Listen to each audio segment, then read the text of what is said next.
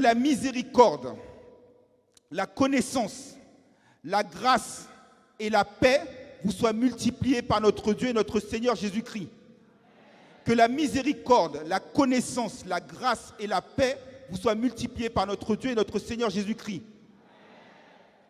Alors souvent, lorsque l'été arrive, on se dit que c'est la saison de la réjouissance. C'est la saison du soleil. C'est la saison où on va pouvoir penser aux vacances. Où on va pouvoir quelque part se décontracter, être un peu plus léger, notamment en termes de tenue vestimentaire. Et où on va pouvoir quelque part s'évader et s'éloigner du train-train de la vie quotidienne.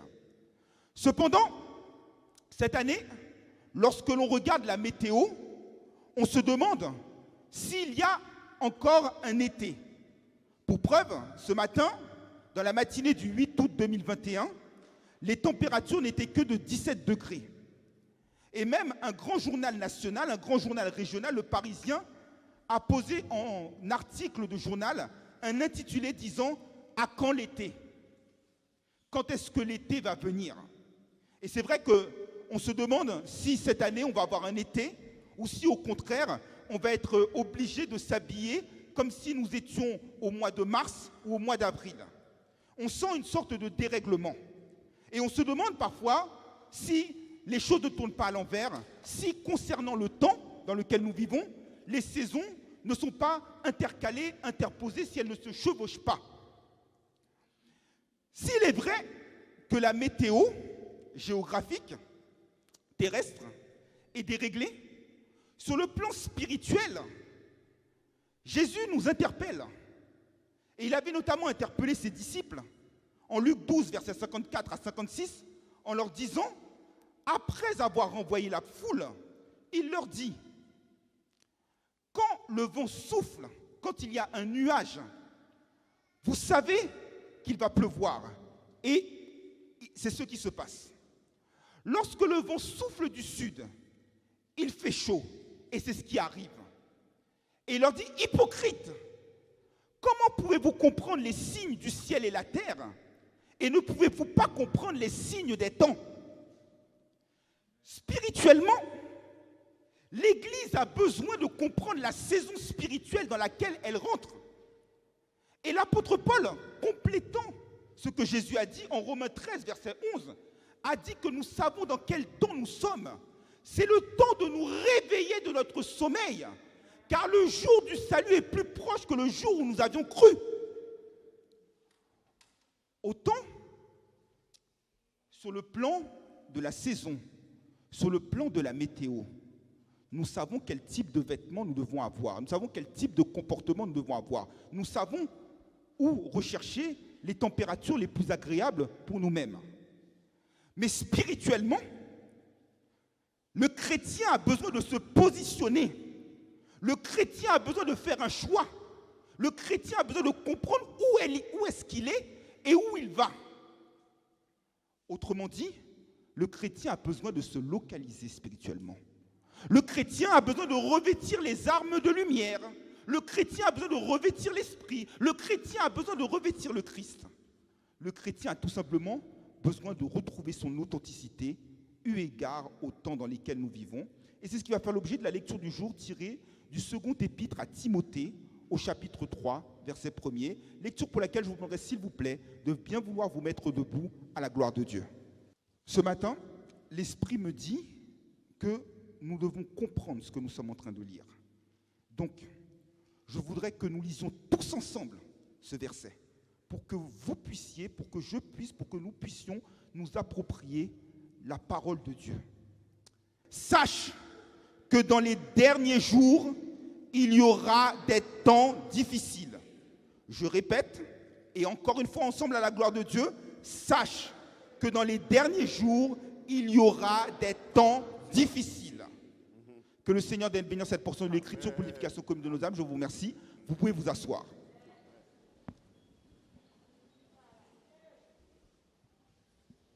Les temps sont des temps difficiles. Dans un premier temps, nous allons voir le contexte dans lequel ce verset a été écrit par l'apôtre Paul. Ensuite, nous allons voir les caractères des temps difficiles. Et enfin, nous allons voir le comportement que le chrétien doit avoir dans ces temps difficiles.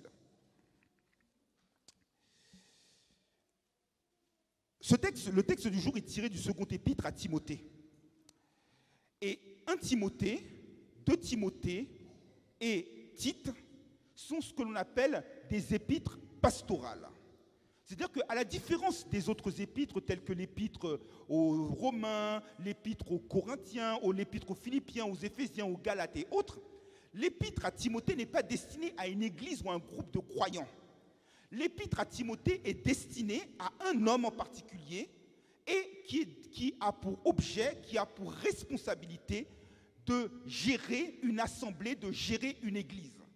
C'est d'ailleurs la raison pour laquelle le pasteur Kastner tout à l'heure nous parlait du fait qu'il y aurait éventuellement une ordination de pasteur. En général, lorsqu'un pasteur est ordonné, ou même un évêque, et bien souvent les passages bibliques qui font l'objet du sermon de circonstance pour cette ordination sont tirés ou bien du premier épître à Timothée, ou bien du second épître à Timothée, ou bien à Tite, de façon à ce que le pasteur sache comment se conduire en tant que serviteur dans la maison de Dieu, de telle sorte que celle-ci puisse être bien coordonnée et bien solide. Et en fait, au moment où l'apôtre Paul écrit ces lignes, l'apôtre Paul était à ce moment-là en Macédoine. Il venait de quitter Rome où il avait obtenu sa libération. Et de la Macédoine, il avait prévu de se rendre du côté de Nicopolis. C'est ce que nous dit le livre de Tite au chapitre 3, verset 12. Et de Nicopolis, il s'est rendu du côté de Troas, en 2 Timothée 4, verset 13. Mais auparavant, avant de retourner à Rome où il allait être emprisonné, c'est à ce moment-là que l'apôtre Paul a écrit le second épître à Timothée. Et en fait, l'apôtre Paul a écrit ce second épître à Timothée parce qu'à ce moment-là, il avait pris conscience que son ministère était terminé, qu'il allait être exécuté, et que donc, en conséquence, il voulait donner à Timothée les encouragements nécessaires. Mais il voulait également que Timothée puisse renouveler envers lui sa loyauté et sa fidélité. Parce qu'en l'occurrence, l'apôtre Paul avait une équipe. Il avait notamment Démas qui était à ses côtés, mais l'amour de Démas pour le siècle présent a poussé Démas à l'abandonner. Et dans la mesure où nous étions du temps de l'empereur Néron et qu'il y avait une forte persécution dans l'Église, vis-à-vis de l'Église, les chrétiens étaient très mal vus.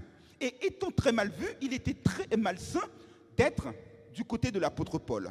Et comme disent les proverbes, c'est dans l'adversité que l'on reconnaît ses vrais amis.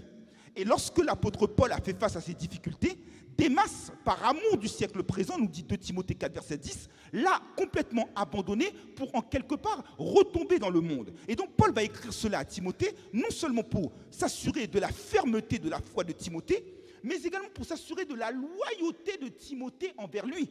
Parce que même si je n'ai pas lu les versets qui suivent le verset du jour, parmi les défauts qui font que les temps présents sont des temps qui sont difficiles, c'est la déloyauté.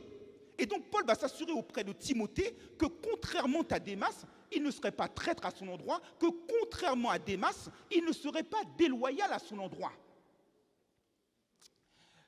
En fin de compte, lorsque l'apôtre Paul a écrit ce second épître à Timothée, c'était son deuxième épître à Timothée, mais c'était également son dernier épître.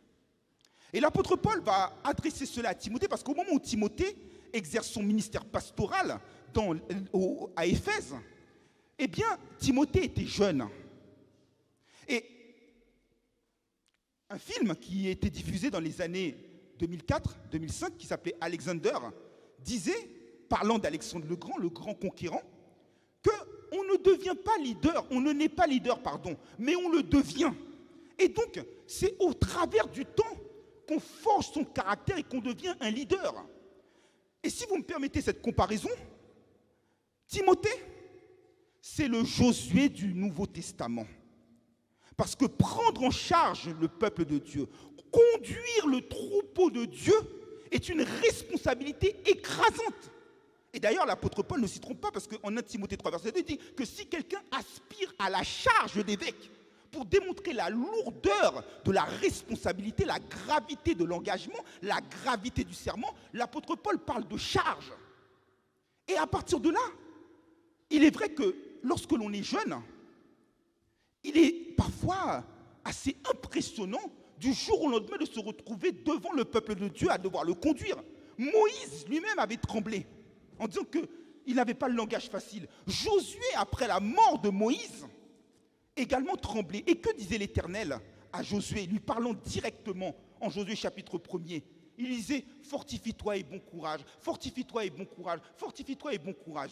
C'est comme un refrain, comme un écho pour que Josué sache que quoi qu'il advienne, lorsque l'Éternel t'appelle, il t'équipe. Lorsque l'Éternel te donne la responsabilité de conduire ton peuple, ne t'inquiète pas, s'il te donne la vision, incontestablement, il te donnera la provision pour l'assumer. Et Timothée était assez décontenancé par rapport à tout cela. Et l'apôtre Paul va l'encourager à rester ferme. Effectivement, l'épître à Timothée, le second épître à Timothée, fait un peu penser au premier épître aux Corinthiens, où les Corinthiens niaient la résurrection, où les Corinthiens, quelque part, avaient un comportement qui était difficile à gérer, où Paul leur donnait comme dernière information d'être courageux, d'être des hommes.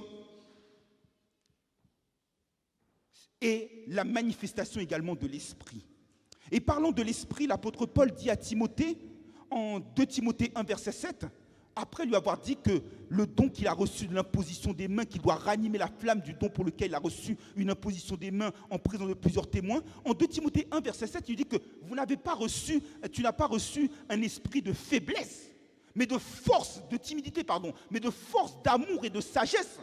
Et la version Nouvelle Bible Second nous dit même que tu n'as pas reçu un esprit de lâcheté. Et c'est vrai que dans l'Église, pourquoi ces temps sont difficiles dans l'Église? C'est qu'il y a parfois beaucoup de lâcheté au niveau des prédicateurs. Les prédicateurs s'autocensurent, les pasteurs s'autocensurent. On parle des hommes politiques qui font preuve de démagogie, mais la démagogie existe dans l'Église.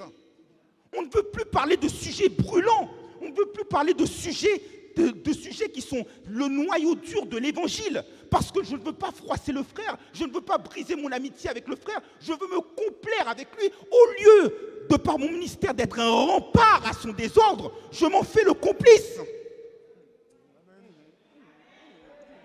Il y a beaucoup de lâcheté dans l'Église, beaucoup d'autocensure, beaucoup de sujets qui ne sont pas prêchés. Paul lui-même avait donné cet exemple en Actes chapitre 20, versets 19 et 20. Il avait dit au peuple, aux anciens de l'église d'Éphèse qu'il avait rencontrés à Milet, qu'il ne leur a rien caché, qu'il leur a annoncé tout le conseil de Dieu.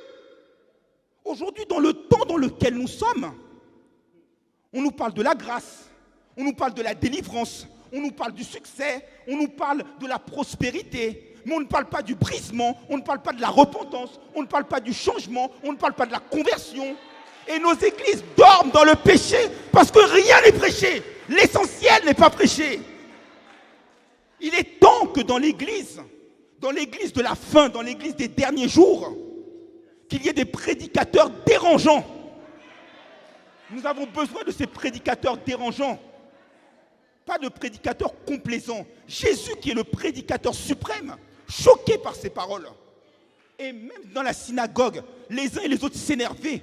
Jésus n'en avait cure.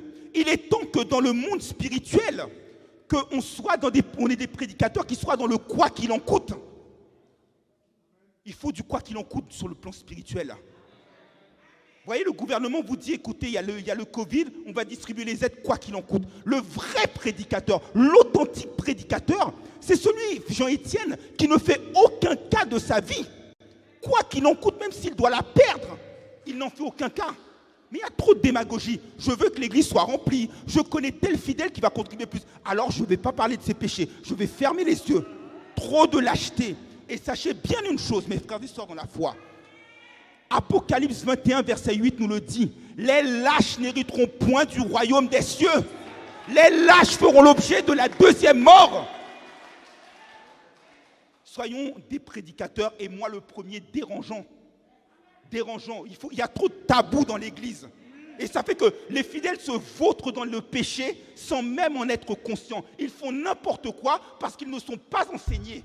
Parfois, pasteur, tu disais tout à l'heure que des mariages ne tiennent pas parce qu'on ne leur enseigne pas aux jeunes. Et lorsqu'ils se retrouvent dans le mariage, ils se retrouvent pieds et poings liés parce qu'auparavant, ils n'ont pas été avertis. On a besoin de ça. L'autre trait de caractère de l'Église, c'est que l'Église, c'est une course de relais. L'apôtre Paul dit à Timothée, ce que tu as entendu de moi en présence de plusieurs témoins, transmets-le à des hommes fidèles capables de l'enseigner à d'autres. 2 Timothée 2, verset 2. C'est une course de relais. Ça veut dire que l'Église, ce n'est pas la propriété d'un homme, quel qu'il soit. Sachant qu'il n'y a que Jésus qui peut dire « mon Église ». Moi, je ne peux pas le dire. Personne ne peut le dire. Mais quand Jésus met des hommes, l'Évangile ne commence pas et ne finit pas avec l'apôtre Pierre, avec l'apôtre Paul, avec l'apôtre Jacques, avec l'apôtre Jean. Et si vous voulez qu'on en revienne au temps présent, dans notre église actuelle, dans notre assemblée, l'évangile ne commence pas et ne finit pas avec pasteur Kastner, avec le frère Jean-Étienne Raymond ou avec le frère Jean Exilus. L'évangile continue, continue, continue, continue. Et il faut que les serviteurs de Dieu de demain aient la certitude que les pasteurs Kastner Louis-Jean, que les frères Jean-Étienne Raymond et frères Jean Exilus leur transmettent le bon dépôt de l'évangile pour que l'évangile continue, continue, continue, continue. Parce que l'évangile tourne trop autour des hommes et ne tourne pas assez autour de Jésus-Christ. Vous voyez, la terre tourne autour du soleil. L'évangile doit tourner autour de Jésus-Christ. Vous voyez, aux Jeux Olympiques, les courses de relais. Un coureur fait une distance, boum, il passe le bâton à un autre qui fait une autre distance. Et c'est ensemble qu'on va gagner. Mais ce n'est pas je confisque et puis c'est terminé. Non, ça c'est une évangile qui ne tourne pas autour de Jésus-Christ. L'évangile qui tourne autour de Jésus-Christ, elle continue, elle continue, elle continue. Et elle suppose aussi, l'évangile, c'est une évangile de multiplication. Regardez bien. Lorsque Dieu le Père a fait la première alliance, si j'ose dire, avec Adam et Ève, il leur a dit « Croissez et multipliez et remplissez la terre ». Là, en l'occurrence, sur le plan spirituel, nous devons nous reproduire spirituellement. Qu'est-ce que je veux dire? Il faut que nous multiplions les enfants dans la foi, que nous multiplions les lettres de recommandation. Paul a engendré Timothée. Nous avons un mandat, c'est d'aller faire de toutes les nations les disciples, les baptisants au nom du Père, du Fils et du Saint-Esprit. C'est la multiplication, c'est la reproduction. Un ministère dans lequel il n'y a pas de successeur est un ministère qui n'a pas de succès. Quand l'apôtre Paul parle, c'est le dernier épître qu'il rédige. Dans l'épître à Philémon, au verset 9, Paul nous dit qu'il est un vieillard. Et là, en l'occurrence, il transmet le flambeau à un jeune qui va continuer jusqu'à ce que ça arrive jusqu'à nous. Trop de choses sont stérilisées. L'évangile, c'est la fertilité. Ça ne peut pas être la stérilité, ça ne peut pas être le blocage, ça ne peut pas être la stagnation. Ce n'est pas possible. Mais l'évangile aussi suppose des serviteurs de caractère. Je parlais tout à l'heure de ne pas être lâche. L'apôtre Paul donne 7 traits de caractère d'un serviteur. 7. Un serviteur, c'est un soldat. Le soldat ne s'enrôle pas des affaires de la vie. Son objectif, c'est 2 Timothée, chapitre 2, versets 3 et 4. Le soldat, qu'est-ce qui l'intéresse? C'est de plaire à celui qui l'a enrôlé. Parfois, on est dans l'église, mais on veut plaire, comme si on cherche à gagner des voix, comme si on était candidat à une élection. On cherche à plaire aux hommes. Mais quand tu cherches à plaire aux hommes, nous dit Galates 1, verset 10, tu n'es pas un serviteur de Christ. Ensuite, Paul dit à Timothée que le serviteur de Dieu, c'est un athlète, course de relais. Il doit courir selon les règles, car nul ne peut être couronné s'il n'a couru selon les règles.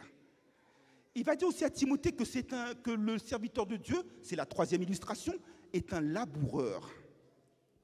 Il va dire à Timothée que le serviteur de Dieu, c'est un ouvrier. Il doit dispenser droitement la parole de la vérité.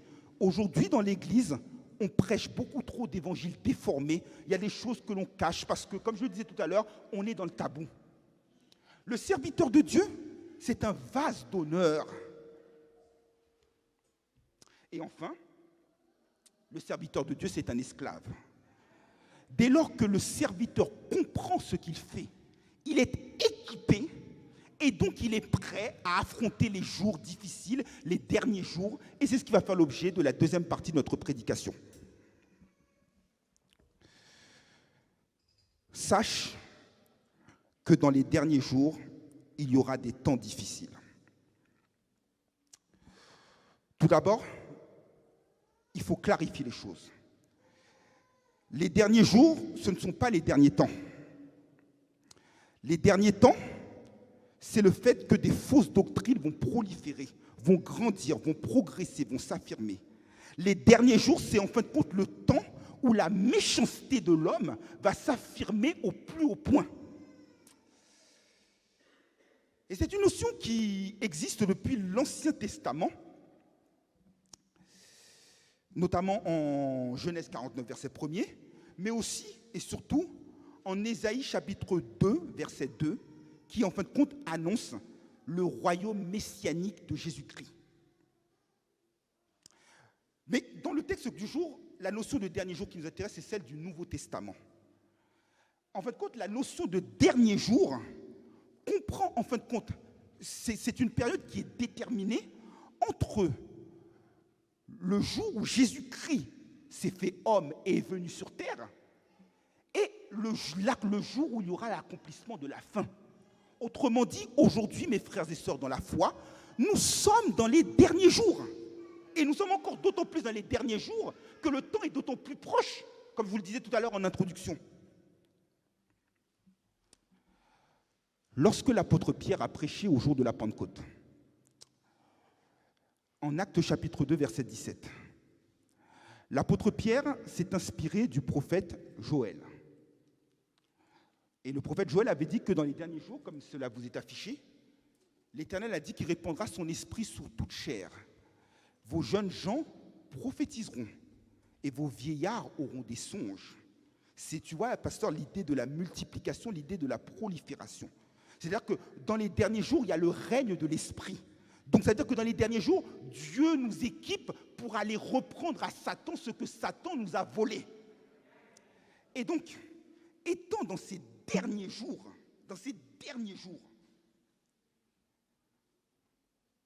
Dieu parle directement et Dieu parle par Jésus-Christ. Hébreux 1, versets 1 et 2, c'est par son Fils que désormais Dieu nous parle. Nous sommes dans ces derniers jours, parce que la parole a été faite chair, la parole a vécu au milieu de nous. Nous sommes dans ces derniers jours. Mais là, l'apôtre Paul, qu'est-ce qu'il dit à Timothée? Il dit à Timothée, sache que. C'est-à-dire que, en réalité, ce n'est pas quelque chose de nouveau qu'il apprend à Timothée. C'est que Timothée le savait déjà. Mais l'apôtre Paul, à l'instar d'un laboureur, laboure la terre, lui répète cela, comme un enseignant qui ne cesse de répéter la leçon à son élève jusqu'à ce que celui-ci l'ait bien intégré et compris. Ou encore, pour prendre un autre exemple, comme un marteau, comme un clou que tu veux accrocher au mur. Tu vas prendre le marteau, tu vas taper, jusqu'à ce qu'il rentre bien dans le mur. Lorsque l'apôtre Paul nous dit, sache que, c'est un ordre qu'il donne à Timothée. Mais en même temps que l'apôtre Paul donne cet ordre, il lui dit bien, toujours garde à l'esprit que dans les derniers temps, garde à l'esprit que dans les derniers jours. Garde à l'esprit que tu es dans les derniers jours, garde à l'esprit que dans les derniers temps. Et d'ailleurs, là, lorsque l'apôtre Paul dit ça, il dit cela d'après l'esprit de révélation. L'Église a besoin de développer un esprit de révélation. Moïse, dans son temps, priait pour qu'il y ait des prophètes nombreux dans le peuple d'Israël, en Nombre 11, verset 31. L'Église n'a plus de révélation, l'Église n'a plus de vision forte. L'apôtre Paul dit à Timothée le dernier temps, et en 1 Timothée 4, verset 1, il lui dit, sache que dans les derniers jours, dans les derniers temps, il y aura une apostasie. Les hommes se tourneront vers les démons. En 2 Timothée 4, versets 1 et 2, il lui dit que prêche la parole en toute occasion, favorable ou non, car il viendra un temps où les hommes ne supporteront plus la saine doctrine, mais ayant la démangeaison d'entendre des choses agréables à leurs oreilles. Ils se nommeront des foules de docteurs et se tourneront vers les fables. L'Église a besoin d'avoir cet esprit de révélation. Paul, avant de quitter les anciens d'Éphèse à Milet, leur a dit qu'après son départ, il sait qu'il va avoir des loups cruels qui vont dévorer et même disperser, s'il est possible, le troupeau de Dieu. Tu as besoin d'avoir cet esprit de révélation pour comprendre que ce sont des temps qui sont difficiles. Et lorsque l'apôtre Paul parle de difficile, l'adjectif difficile vient du grec kaleipos. Ça veut dire que c'est quelque chose qui est dangereux, c'est quelque chose qui est glissant, c'est une plaie qui infecte. C'est-à-dire que la difficulté à laquelle tu vas être confronté, ça va être comme une plaie. Et pour arrêter cette hémorragie, autant que tu sois averti, autant que tu sois conditionné, autant que tu sois positionné, autant que tu sois préparé. Et ces derniers jours, vous savez quand est-ce qu'ils vont prendre fin, ces derniers jours?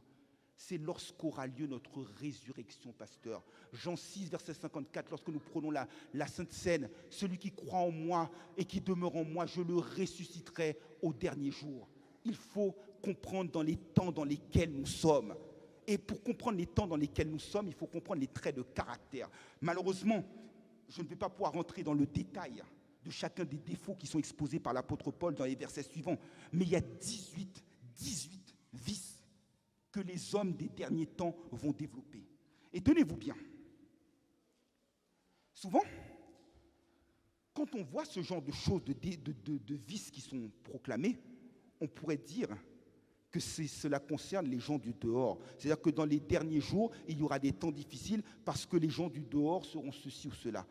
Absolument faux. Moi-même, mea culpa, c'est l'erreur que j'ai faite. Je pensais que ça s'adressait aux gens du dehors. Ça s'adresse aux gens qui sont à l'intérieur de l'Église, frère Moreau. À l'intérieur de l'Église. À l'intérieur de l'Église, pas à l'extérieur. Et je vais rentrer dans le détail. Il y a 3 types de vices qui sont exposés par l'apôtre Paul dans les 18 vices, qui sont dans les versets qui suivent. On a des vices qui concernent l'homme qui est centré sur lui-même. On a des vices qui concernent l'homme par rapport à ses semblables. Et enfin, on a les vices qui sont semblés, qui concernent les rapports de l'homme avec Dieu. Les rapports par rapport à l'homme. Les hommes seront égoïstes. Qu'est-ce que l'égoïsme? L'égoïsme, c'est le fait de ne penser qu'à soi. L'égoïsme, c'est le fait de n'être centré que sur soi. L'égoïsme, c'est le fait de ne voir que ses propres intérêts. Ceci est l'exact contraire de l'évangile de grâce. Parce que Jésus a donné 2 commandements dans lesquels il résume les 10 commandements d'Exode 20. En Matthieu 22, verset 37, il a dit que tu aimeras le Seigneur ton Dieu de tout ton cœur, de toute ton âme, de toute ta force, de toute ta pensée, et tu aimeras ton prochain comme toi-même. Ça veut dire que tu dois aimer les autres. Mais lorsque tu es dans une perspective, et je vais parler sans tabou, on va mettre tous les dossiers sur la table. Nous prétendons servir Dieu ici à l'église de Dieu de Pentecôte de Noisy-le-Sec. Mais souvent ce que nous faisons, c'est par motif d'intérêt, pour protéger sa place, pour protéger son titre, son soi-disant titre, pour réserver des places parfois, soit pour nous-mêmes, soit pour nos amis, soit pour nos enfants. Mais rien n'est fait dans l'optique du Christ Jésus. Et bien des hommes comme ça qui font ça, ce sont des égoïstes. Et quand tu fais ça, ça veut dire que tu n'as pas l'amour en toi. Et quand tu n'as pas l'amour, c'est que tu n'es rien aux yeux de Dieu. Ces hommes-là sont fanfarons. C'est-à-dire qu'ils aiment se montrer. Ils aiment montrer qu'ils ont ceci, qu'ils ont cela, pour épater la galerie, pour impressionner, pour montrer qu'ils sont supérieurs aux autres. Ils sont orgueilleux. C'est-à-dire qu'en gros, lorsque tu es quelqu'un d'orgueilleux, tu veux toujours avoir raison. Lorsque tu es quelqu'un d'orgueilleux, tu écrases tout le monde. Lorsque tu es quelqu'un d'orgueilleux, tu mets tout le monde sous tes pieds. Lorsque tu es quelqu'un d'orgueilleux, tu deviens méprisant et insupportable vis-à-vis des autres. Et lorsque tu es orgueilleux, eh bien, tu ne peux pas avoir l'amour de Dieu dans ton cœur. Parce que ça, ce sont les choses de ce monde. Et si tu as ces choses-là, l'amour du Père n'est point en toi. Tu es loin de Dieu. L'arrogance, nous dit Proverbe 16, verset 18, précède la chute. Mais l'humilité, comme l'avait dit notre pasteur Kastner dimanche dernier, précède la gloire. Tu as besoin de devenir pauvre en esprit. Tu as besoin de te dépouiller. Tu as besoin de faire une liquidation. Tu vois, lorsqu'un magasin va faire une liquidation, ils te disent tout doit disparaître. Tout ce qui est mauvais en toi doit disparaître. Tu n'as pas à être orgueilleux. L'orgueil, c'est ce qui a fait tomber Lucifer. L'orgueil, c'est ce qui a fait Adam et Ève tomber du jardin d'Éden parce qu'ils voulaient être comme des dieux. Et malheureusement, dans l'église universelle de Jésus-Christ actuellement, on prêche beaucoup un évangile de prospérité. On vous dit, vous serez des excellences, vous serez des champions, vous serez la tête, vous serez ceci, vous serez cela. On fait de l'autosatisfaction, on fait de l'orgueil, mais on ne fait pas l'évangile qui vient consolider notre foi. Fanfaron, orgueilleux.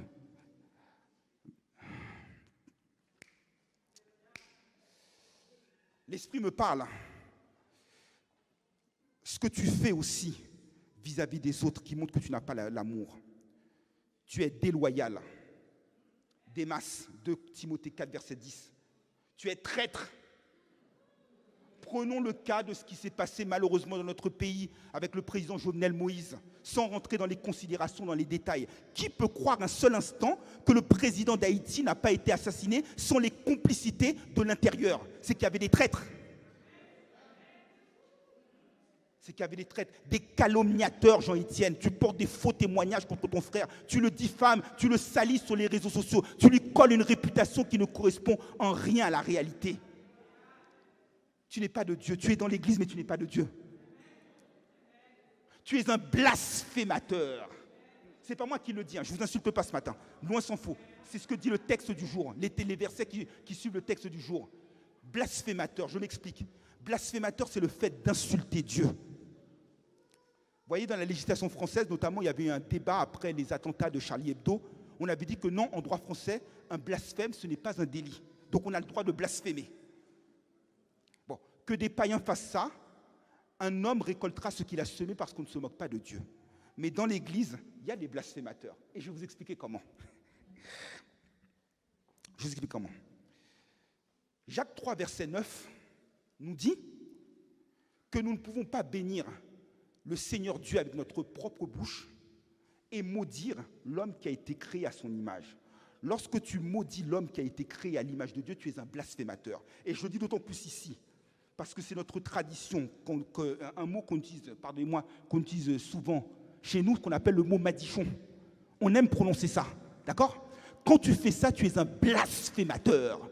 Et je vais te dire, je vais même aller plus loin. Quelqu'un qui a la bouche qui aime maudire est quelqu'un qui est un meurtrier en puissance.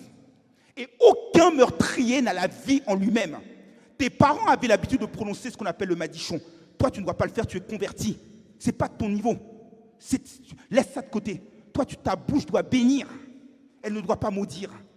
Ta bouche doit bénir. La malédiction ne doit pas sortir de ta bouche.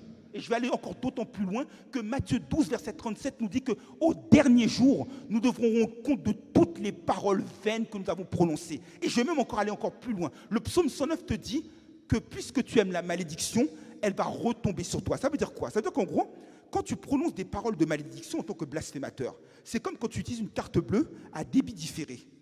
Tu arrives, tu utilises ta carte bleue, tu partout où tu vas, c'est pas grave, pas de problème, je tape le code, je fais le sans contact, pas de problème. Débit différé. Mais mon frère, ma soeur, il y a un moment où il va falloir payer la facture, il va falloir régler l'addition. Et là, Dieu va reprendre tout ce que tu as fait et il va te le faire payer. Tu es un meurtrier en puissance. Ami de l'argent. L'apôtre Paul nous dit en 1 Timothée 6, verset 6, que beaucoup d'hommes, par amour pour l'argent, ont fait naufrage dans la foi. L'amour de l'argent, ça te pousse à t'endetter. L'amour de l'argent, ça te pousse à effectuer des jeux de hasard. Alors que la parole nous dit clairement que les jeux de hasard, c'est diabolique. Vous savez pourquoi? Parce que lorsque Christ a été sacrifié à la croix, on avait pris ses vêtements, on les avait tirés au sort. C'est de là que ça vient les tirages au sort. Donc ce que tu fais là, c'est diabolique. Mais attention, parfois aussi on est dans l'église et on recherche aussi un gain sordide. On ne cherche pas à nourrir le peuple de Dieu, à entraîner ses frères dans la foi, mais on cherche à profiter d'eux. Comme dans le monde. Dans le monde, chacun cherche à gagner son profit. Regardez ce qui se passe avec l'histoire de vaccin. Pfizer tout dit 2e, 3e dose. Ce n'est pas le vaccin qui va guérir de la Covid, loin s'en faut. C'est qu'ils cherchent à gagner de l'argent. Et depuis que cette histoire de vaccin est sortie, leur profit monte en flèche, leur cours en bourse, il monte en flèche. Dernier exemple sur l'amour de l'argent. Regardez à Clay Suisse ce qui s'est passé il y a un mois. Il y a un homme pour une facture de 80 et quelques euros qui est arrivé, qui s'est fait poignarder. L'amour de l'argent. L'argent, c'est la racine de tous les maux. C'est à toi de savoir, bien que tu sois physiquement présent dans l'église, si spirituellement, tu prends l'engagement de servir Dieu ou Mammon. Là où est ton cœur, là sera ton trésor. Et puis, le troisième type de vice qui concerne dans l'église, c'est les plaisirs sensuels. Tu es dans l'église, mais en fait, compte, tu as un pied dedans et un pied dehors. Tu es dans l'église, un coup tu fais un pas chassé pour Dieu, le lendemain tu fais un pas chassé pour Satan. Un coup tu es pour Dieu, un coup tu es pour Satan. Tu n'es pas en place. Tu aimes les plaisirs sensuels à l'instar de Démas. Tu aimes plus les plaisirs sensuels que Dieu. Tu es à l'église, mais tu cloches les deux bords. Tu es à l'église, mais tu n'as pas de position fixe. Tu es à l'église, tu n'as pas d'attachement fixe, tu n'es pas stable, tu es quelqu'un d'irrésolu. Et là, on voit le mal, quelque part, vis-à-vis de Dieu, c'est qu'il nous dit clairement que tu as l'apparence de la piété et que tu renies ce qui en fait la force. Ça veut dire quoi, l'apparence de la piété? C'est-à-dire qu'en gros, quand on te voit, quand on me voit, plus saint que lui, tu meurs. Mais à la vérité, à l'intérieur de toi-même, ça ne va pas du tout. Spirituellement, tu n'es pas là. Et je vais te démontrer comment spirituellement, tu n'es pas là. Regardez bien, par le passé, j'ai souvent eu cette remarque à faire. Effectivement, nous avons une grande assemblée par la grâce de Dieu. Nous avons le temps de chanter, gloire à Dieu, merci Seigneur. Nous avons le temps de faire plein de choses. Mais quand il s'agit du temps de la prédication, est-ce qu'on peut raccourcir le temps de la prédication? Est-ce que vous ne voyez pas, si vous avez un œil spirituel dans ces temps difficiles, que Satan est en train de travailler? Dans la parabole du semeur, frère Jean-Étienne, en Luc chapitre 8, il est dit que Satan vient enlever la parole de peur que tu ne crois et que tu ne sois sauvé. Alors, on ne veut pas prendre le temps d'écouter la parole. Quand arrive le temps de la parole, on dit une demi-heure. Mais par contre, on a le temps de faire des annonces qui durent 30 minutes. Après la fin du culte, on peut rester 1 heure, 2 heures à discuter, mais ce n'est pas un problème. Mais quand vient le temps de la parole, on n'a pas le temps pour la parole. Ça, c'est le signe d'une église qui est en train de se déliter, une église qui est en train de se décomposer. Je ne dis pas qu'il ne faut pas faire d'annonces, mais par la grâce de Dieu, on vit dans un grand pays. On met les annonces sur le rétroprojecteur, en 3 minutes, c'est réglé. Et on passe plus de temps dans la parole. On n'a pas besoin de passer 20 ans, 30 ans, 30 minutes dans les annonces. Et puis quand vient le temps de la prédication, on n'a pas le temps. Pourquoi on a autant de malades? Le psaume 107, verset 20 nous dit « Il envoya sa parole et il les guérit, il les délivra de la fosse. » C'est la parole qui va te guérir, c'est la parole qui va te sauver, c'est la parole qui va t'affermir. Mais si tu la mets de côté, ne t'attends pas à ce que Dieu te réponde, parce que toi, tu n'as pas le temps de lui écouter. On a besoin de revenir aux fondamentaux. Ça fait des décennies. Souvenez-vous, pour ceux qui s'en souviennent, il y a 10 ans, ici même, sur cette chaire, le 17 juillet 2011, j'avais prêché sur l'esprit de Laodicée. 10 ans plus tard, on en est encore là. L'esprit où on est église de nom, mais que spirituellement, par notre attitude, c'est comme si on mettait Christ dehors. L'église, réveillez-vous, les temps sont difficiles. On est dans les derniers jours, réveillez-vous, revenez aux fondamentaux. L'église primitive, elle prospérait non pas dans l'écoute des annonces, mais dans l'écoute de la parole de Dieu et la fraction du pain. Une église, il y a 2 colonnes qui tiennent une église. C'est la prière et la parole. Une église dans laquelle on ne prie pas assez, une église dans laquelle on ne prêche pas assez, c'est une église qui est morte.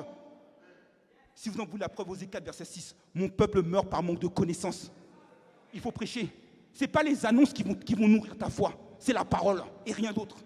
Et donc, il serait bon que pour l'avenir de notre église, on passe beaucoup moins de temps dans les annonces et beaucoup plus de temps dans la parole, qu'on puisse la dévorer comme le prophète Jérémie.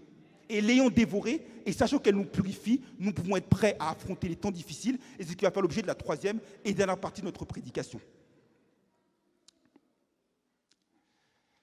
Sache que dans les derniers jours, il y aura des temps difficiles.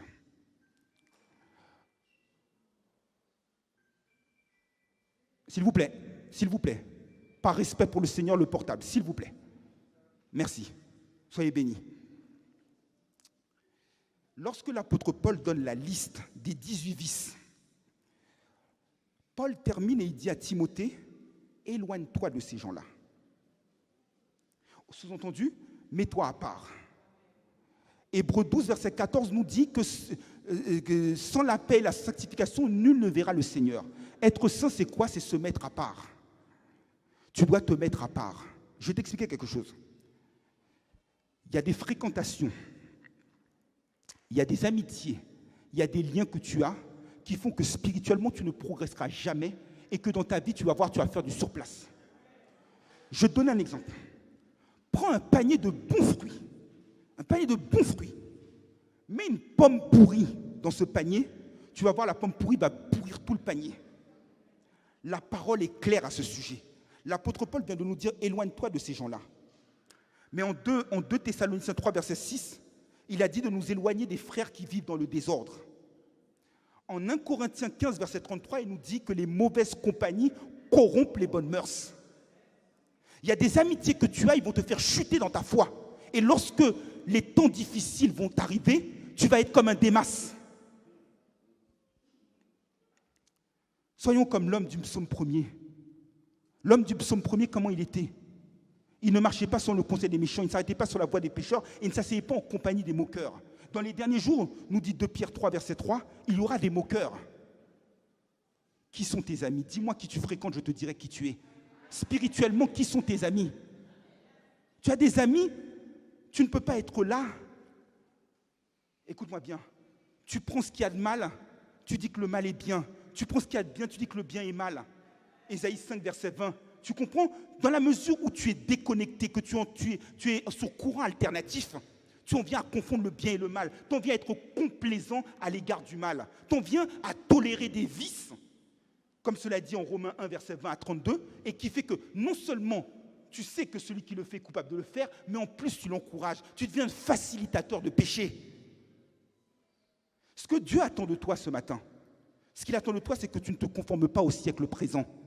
Ce qu'il attend de toi, c'est que tu sois transformé par le renouvellement de l'intelligence pour comprendre sa volonté, pour comprendre les signes des temps. Ce que Dieu attend de toi ce matin, c'est que tu marches dans la piété. Ce n'est pas d'avoir l'apparence de la piété, marcher dans la piété. Que nous dit Tite, l'épître à Tite au chapitre 2, verset 11 à 14. Il nous dit que la grâce de Dieu, source de salut pour tous les hommes, a été manifestée. Elle nous enseigne de renoncer aux convoitises mondaines et à vivre à toute sagesse et en toute piété dans le siècle présent, dans l'attente bienheureuse de la manifestation de notre Seigneur Jésus-Christ. Tu dois être dans cette position d'attente. C'est cela la piété. La piété, ça suppose aussi que tu aies une marche. Et je dirais une marche, je ne vais pas te dire de casser la démarche, mais d'avoir une marche.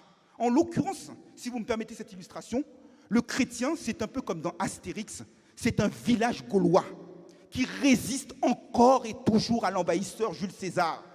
Le chrétien, on peut être peu nombreux, on peut être un petit troupeau, mais tu es celui contre lequel l'envahisseur Satan, le diable, n'aura pas accès parce que tu es blindé spirituellement. Mais comment tu dois être blindé? Je parlais de marche. Je vais vous donner un exemple. Je vous disais, et c'est le sujet du jour, nous sommes dans les derniers jours, nous vivons des temps difficiles. Soyons à l'instar de Noé. Qu'est-ce qu'il faisait Noé? Noé était dans un temps aussi difficile que le nôtre. Et là d'ailleurs, nous sommes, on peut le dire d'une part, d'un côté nous sommes dans le temps de Noé, mais de l'autre, j'ai envie de dire, frère Jean-Étienne, qu'on n'est pas totalement dans le temps de Noé, parce que la fois où, lorsque Dieu va revenir, il ne va pas détruire la terre par l'eau, il va la détruire par le feu. Bon, ça veut dire quoi? Noé, pour reprendre mon exemple, vivait dans une période difficile. Reprenez Genèse 6, verset 11. En ce temps-là, la terre était corrompue, elle était pleine de violence. Mais regardez ce que nous dit les 2 versets qui précèdent Genèse 6, verset 11. En Genèse 6, verset 9, il nous est dit que Noé était un homme intègre et droit. Et il marchait avec Dieu. Noé marchait avec Dieu. Autre exemple, Enoch. Enoch est arrivé, était dans un temps à peu près sensiblement comparable à celui de Noé, dans un temps d'extrême violence. Mais que nous dit Genèse 5, verset 24, nous dit que que Enoch marchait avec Dieu. Et Hébreux 11, verset 5, nous dit que Enoch marchait avec Dieu. Il ne connut point la mort parce que son témoignage était agréable à Dieu. Dans ces temps difficiles, quel est ton témoignage? Quel est ton témoignage? Qui es-tu réellement? Regardez, lorsque Paul a enrôlé Timothée, Timothée avait un bon témoignage, nous dit Acte 16, verset 2. Mais quel est ton témoignage? Quel est mon témoignage? Lorsqu'on va comparaître devant le trône, lorsqu'on va comparaître devant le tribunal blanc, il va falloir rendre compte de notre témoignage, de ce que nous avons fait de bien ou de mal. Mais pour cela, comment marcher? Pour cela, il faut marcher. Il ne faut pas marcher en faisant la volonté des païens. Il faut être, frère Jousselet, 1 Pierre 4, versets 7 et 8, savoir que la fin de toute chose est proche. Être sobre et sage et vaquer à la prière. Premier point. Il faut marcher selon l'esprit. pour ne pas accomplir les désirs de la chair, parce que contre l'esprit, il n'y a aucune loi. Il faut marcher dans la lumière. Éphésiens 5, verset 8. Il faut marcher par la foi et non par la vue. Le chrétien doit orienter sa vision, orienter ses perspectives vers les choses invisibles. L'apôtre Paul sait qu'il va mourir. Il dit à Timothée qu'il y a des jours difficiles. Dans les derniers jours, il y aura des temps difficiles. Mais vous comme moi, on est en période olympique. Prenons ces jours difficiles comme une haie à franchir. Parce que la ligne d'arrivée, elle est toute proche. Mais la question, c'est de savoir, est-ce que toi, tu t'es préparé physiquement? Tu n'es pas préparé physiquement, regarde l'équipe de France, tu n'es pas préparé physiquement, des blessures en cascade. Tu n'es pas préparé spirituellement, tu vas tomber. Dès la première haie, tu ne pourras pas faire face. Comment est-ce que tu marches? Quelle est ta démarche? Comment tu marches? Oui, tu viens à l'église. Oui, tu es présent physiquement à l'église. Mais quand tu es chez toi et qu'il n'y a personne autour de toi, qui es-tu réellement? Quelle est la nature de ton témoignage? Es-tu un homme violent? Es-tu une femme violente? Es-tu un blasphémateur? Es-tu un menteur? Tu dois marcher dans la vérité. Tu dois marcher dans l'amour.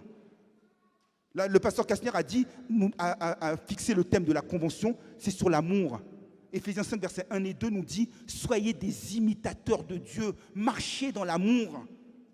Est-ce que tu aimes ton prochain? Parfois, on est là, on dit « Oui, que Dieu te bénisse ». Mais dès que son frère tombe, « Ah, je te l'avais dit, je le savais ». Et c'est comme ça que tu prétends marcher dans l'amour. Ce matin, tu as besoin de t'examiner toi-même pour savoir quel est ton témoignage. Tu as besoin de te remettre en place. Et collectivement, l'Église a besoin de se réveiller. L'Église a besoin de se remettre réellement à l'endroit. L'Église a besoin de marcher comme Christ avait marché.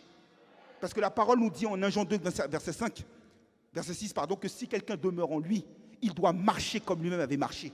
Si l'Église de Noisy demeure en Christ, elle doit marcher comme Christ avait marché. Christ, sa nourriture, c'était de faire la volonté de son Père, quoi qu'il en coûte. Et il l'a d'ailleurs payé au prix fort, au prix de la croix pour nous. Alors ce matin, nous avons besoin de nous réveiller. Les temps sont difficiles, c'est vrai.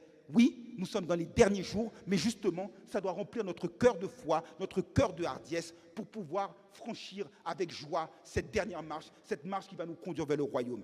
Ainsi donc, mes frères et sœurs en Christ, pour terminer. Ce matin, effectivement, nous vivons des temps qui sont difficiles. Des temps qui sont difficiles, mais pour lesquels, par la grâce de l'Esprit, par la dispensation de l'Esprit, nous avons été avertis. Un homme averti en vaut deux. Donc nous sommes des hommes spirituellement préparés. Nous sommes des hommes spirituellement à renforcer. Nous sommes des hommes spirituellement affûtés pour affronter et franchir cette dernière haie. Sachant que la lumière du jour paraît. Le jour du salut est très proche. Le Seigneur est à la porte. À nous de nous tenir prêts pour qu'il nous l'ouvre, pour que nous rentrions avec lui. Et ayons le comportement qu'avait eu le peuple juif. Lorsqu'il avait entendu l'exhortation, la méditation, la prédication d'Esdras, et qu'après avoir entendu cette méditation, après avoir eu le cœur vivement touché, ils dirent en Esdras 10, verset 13, « Le temps est à la pluie, il n'est pas possible de rester dehors, que le Seigneur vous bénisse. »